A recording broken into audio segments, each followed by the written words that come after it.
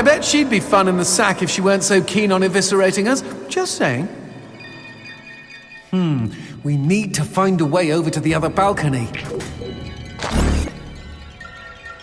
I think we could use the light shot to rearrange those shelves and make a bridge.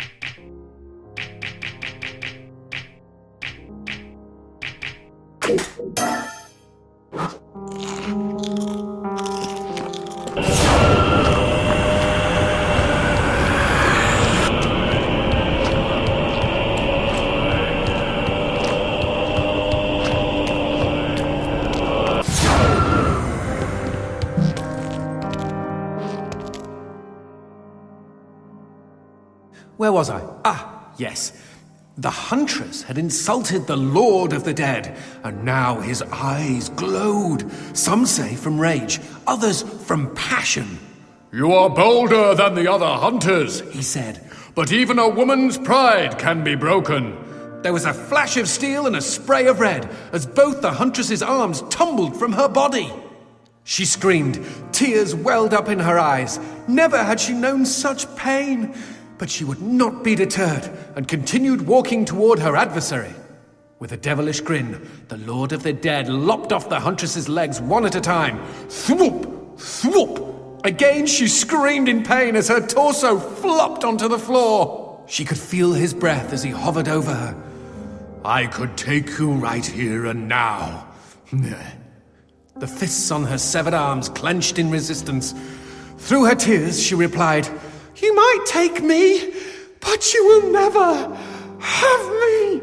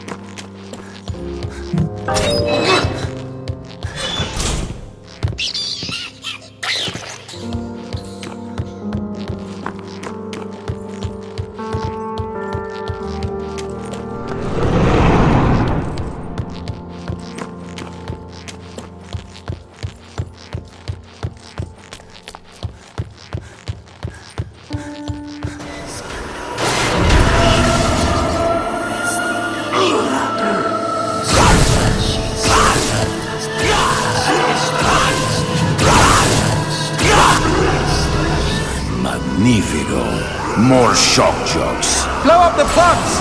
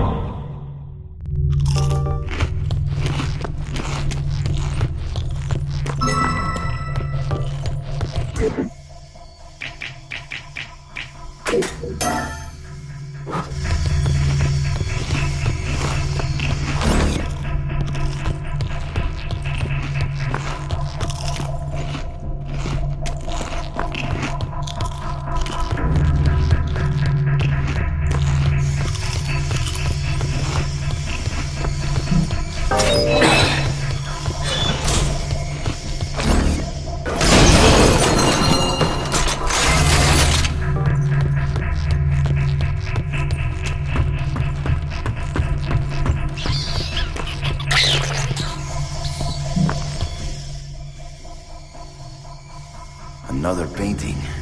What happened to the Huntress?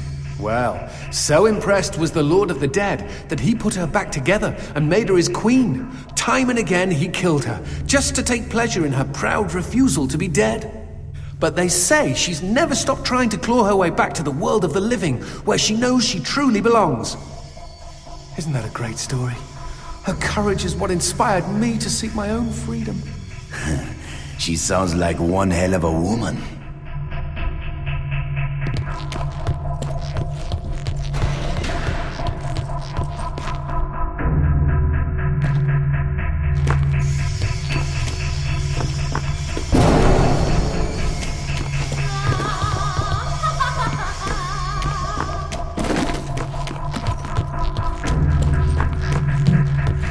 Psychopomp and Circumstance. It was her turn to fetch the water, and Maris Grimm was determined to be done with it as soon as possible. Bucket in hand, she made her way down to the well by the wheat field. She and her 2 elder sisters were all beautiful, but on this windy day, Maris outshone them all. She was in love. Whoosh! The wheat bowed a greeting as the breeze caught it. "And a good day to you," Maris giggled as her nipples responded to the weather and thoughts of her lover. My word, what is this storybook rated? She wound a pail of water to the top of the well, but no sooner had she grabbed the rope than she felt a sharp tug, lost her balance, and went tumbling into the gloom head first. "Mother fudge! Mother fudge!" cried Maris. An hour later, the sun sat lower in the sky as 2 figures approached the well. One was Maris's older sister, Colleen, and she was very concerned. The other was their faithful collie, Ow Ow. "Help me!" cried Maris from the bottom of the well. But as Colleen grabbed the rope to pull her sister up, she too was yanked into the darkness below. Well, that sucks. "Ow Ow! Go get help, boy!" cried Colleen. "Oof!" woofed Ow Ow in response, but because he was a stupid collie, he instead grabbed the loose end of the rope and began to tug valiantly. Crack-a-boom! Boom! Boom! Suddenly, a freak bolt of lightning lanced down from the sky and hit poor Ow Ow, causing the pooch to explode in a crimson blossom of slippery Ow Ow giblets. Poor, stupid Ow Ow. Stupid is right. My pet was smarter. Shh! Keep reading. It was well after dark, and Maris and Colleen had all but given up hope when their eldest and wisest sister, Giltine, arrived on the scene. "Where are you, sister?"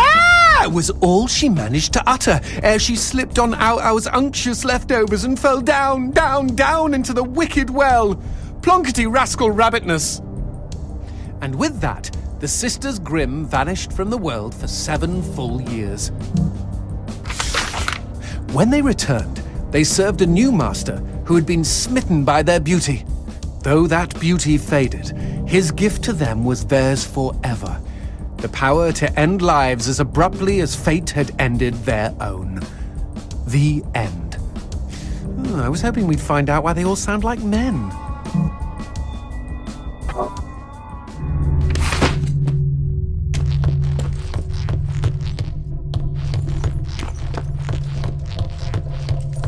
Do you think they will ever write a book about us, Johnson? Honestly, I see you as more of a comic book hero. And anyway, it just so happens I've already been immortalized in prose. Really? What is this book called? Big bullocks and the testicles. I am sorry I asked.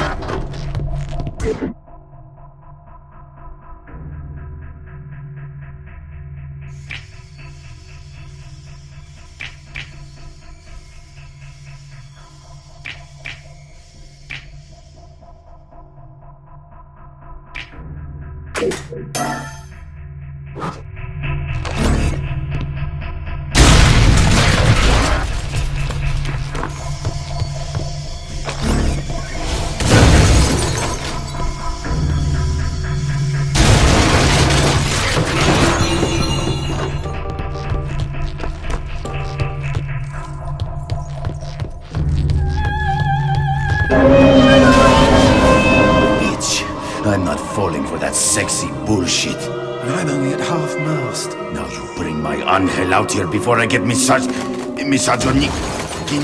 Fuck!